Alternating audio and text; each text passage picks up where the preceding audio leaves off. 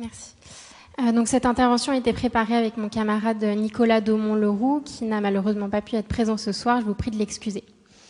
La France Insoumise soutient bien évidemment cette charte liant la ville de Fontenay-sous-Bois et l'association La Casa pour la création d'un futur lieu d'hébergement pour les mineurs exilés et isolés. Nous souhaitons dire un grand merci à celles et ceux qui agissent avec solidarité pour redonner de la dignité aux personnes exilées et vulnérables alors que l'État ne respecte pas leurs droits fondamentaux.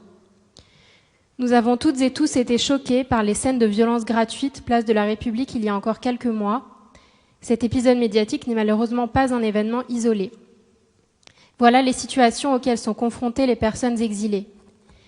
Évacuation fréquente de camps de fortune sans mise à l'abri, destruction des biens, violence, discrimination, intimidation envers les acteurs associatifs.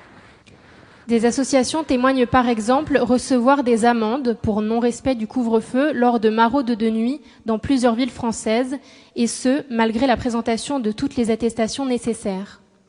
Pour rappel, les associations solidaires sont autorisées à prolonger leurs activités au-delà de 19 heures. Ces contraventions hallucinantes et non réglementaires dressées par certains agents des forces de l'ordre ne sont pas tolérables. Ces images, ces récits, salissent l'image de nos forces de l'ordre et ne doivent pas se reproduire. En France, plus de 300 000 personnes sont sans abri et plus de 750 000 personnes vivent dans des logements de fortune ou hébergés chez des tiers, selon les chiffres de la Fondation Abbé Pierre.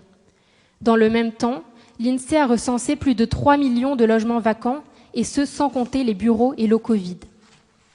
Si à l'heure actuelle, les solutions d'hébergement sont insuffisantes, des lois et des solutions pragmatiques existent afin de surmonter ce manque.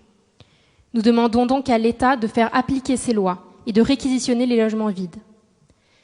Les mineurs isolés étrangers, particulièrement vulnérables, doivent bénéficier comme tout enfant de leurs droits fondamentaux. Le droit à la scolarisation, le droit à l'hébergement, le droit à la protection sociale.